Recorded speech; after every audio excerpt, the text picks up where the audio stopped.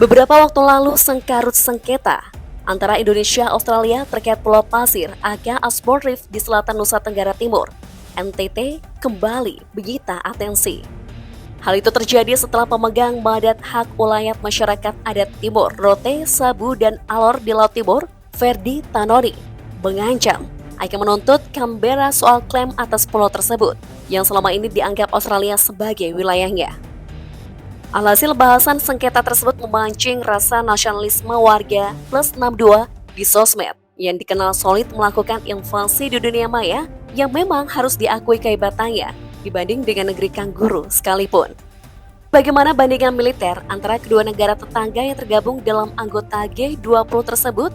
Komparasi keunggulan dan kekuatannya bisa kamu cermati pada konten eksklusif hari ini.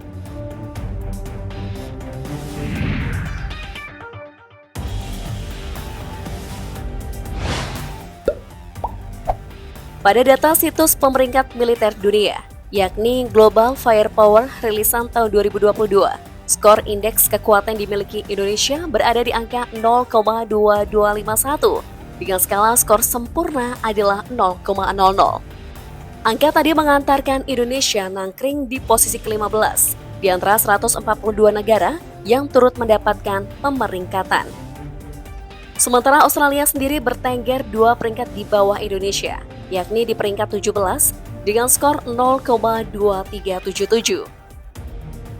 Pada 2021 silam, Global Firepower dalam rilisannya bertajuk Southeast Asian Military Power Recon 2021, Indonesia juga ditasbihkan menjadi kekuatan militer paling bertaji di kawasan Asia Tenggara.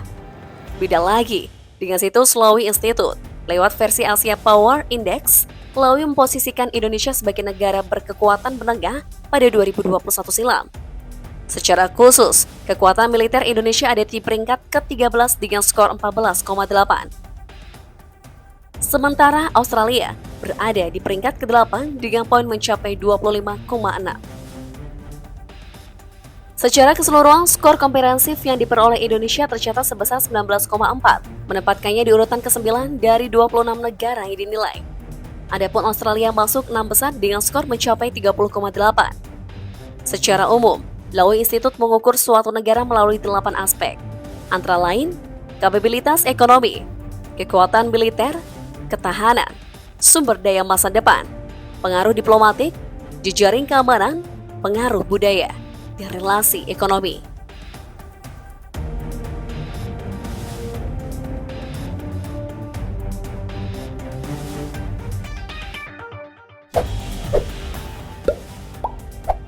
Australia memiliki 80.000 tentara yang berasal dari Angkatan Darat, Laut, dan Udara. Dari total jumlah tersebut, 57.500 diantaranya adalah tentara aktif serta 25.000 merupakan tentara cadangan. Adapun Indonesia memiliki total 1.080.000 tentara, atau lebih banyak 1 juta tentara dibandingkan Australia. 1 juta lebih aparat militer tadi terdiri atas 400.000 tentara aktif dari Korps Angkatan Darat, Laut, dan Udara. 400.000 berikutnya adalah tentara cadangan yang bakal melaju ke medan tugas jika diminta. Sementara personel militer tersisa yakni sebanyak 280.000 aparat adalah militer terlatih di luar militer resmi atau paramiliter yang terdiri atas karabiner, polisi militer, garda nasional, dan lain-lain.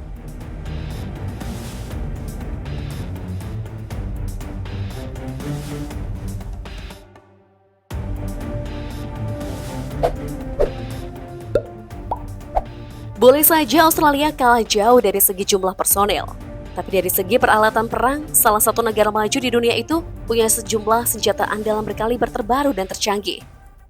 Kekuatan udara Australia meliputi 133 unit helikopter, 72 unit jet tempur, 37 unit pesawat serang, dan 22 unit helikopter serang. Sementara kekuatan daratnya meliputi 59 unit tank, 1.765 unit kendaraan lapis baja, serta 54 unit artileri tarik. Di sektor maritim, armada laut Australia diperkuat dengan 12 unit kapal patroli, 6 unit kapal selam, dan 8 unit kapal perang fregat. Soal budget anggaran pertahanan Australia mencapai 44,6 miliar dolar AS atau mencapai 2.855 triliun rupiah. Lalu bagaimana dengan kekuatan militer Indonesia?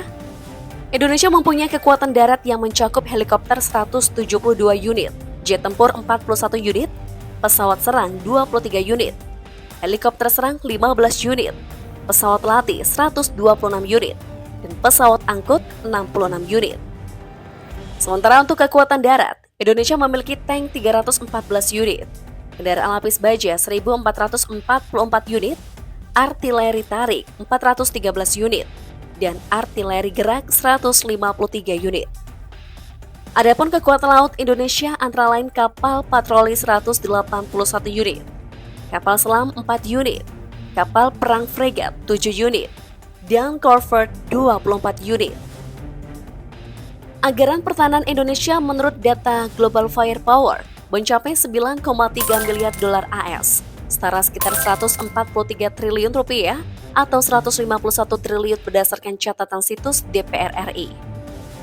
Agar ideal dan selaras dengan pendapatan nasional, DPR RI mengusulkan anggaran militer Indonesia dapat dioptimalkan di angka 360 triliun rupiah.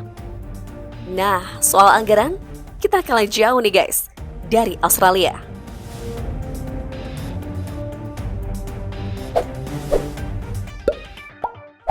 Pada tahun 2037, ahli nujum Nostradamus disebut meramalkan terjadinya Perang Indonesia versus Australia. Semoga saja hal itu tidak terjadi.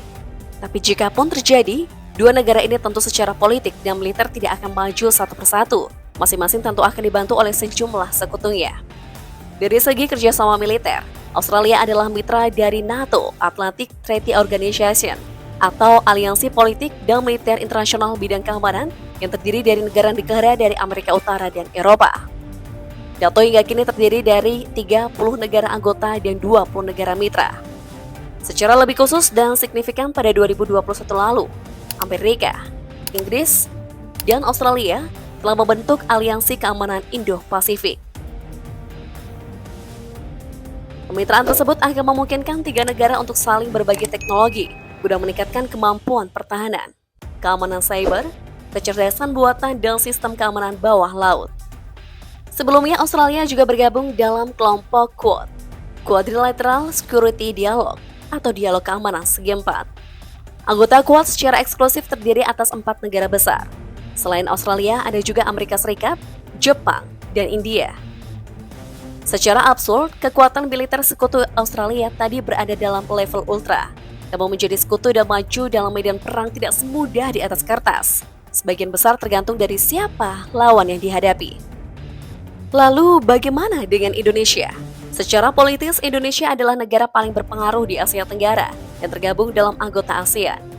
Indonesia juga adalah negara dengan penduduk muslim terbesar di dunia dan memiliki keterkaitan emosional dengan negara-negara makmur di Timur Tengah. Juga masuk dalam anggota OKI, yakni Organisasi Kerjasama Islam terbesar di dunia. Negara mereka berpotensi memihak atau melakukan gerakan solidaritas kepada Indonesia bila terjadi konflik antar negara. Sementara itu secara eksplisit, sejumlah negara yang disebut menjadi sekutu bagi Indonesia jika perang terjadi antara lain adalah Palestina, Arab Saudi, Cina, Jepang, dan Singapura.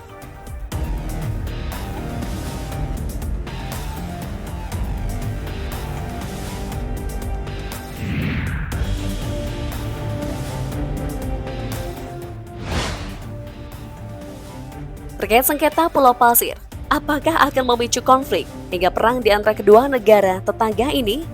Kementerian Luar Negeri Kemenlu belakangan menegaskan bahwa Pulau Pasir memang milik Australia. Hal ini disampaikan Direktur Jenderal Asia Pasifik dan Afrika Kemenlu, Abdul Qadir Jalani. Lebih lanjut, Jalani menjelaskan bahwa berdasarkan hukum internasional, wilayah Negara Kesatuan Republik Indonesia hanya sebatas wilayah bekas Hindia Belanda. Kata Jalani, Pulau Pasir selama ini tidak pernah menjadi bagian dari Hindia Belanda. Jadi hampir dipastikan perang Indonesia-Australia bakal sulit tersulut. Sebab kenyataannya Indonesia adalah salah satu mitra terpenting Australia. Negeri kanguru itu merupakan salah satu importir utama senjata untuk Indonesia. Canberra secara rutin juga memberikan pelatihan militer dan melakukan latihan bersama TNI. Walau begitu, kita harus bangga mengetahui peta kekuatan kita adalah salah satu yang paling perkasa di dunia.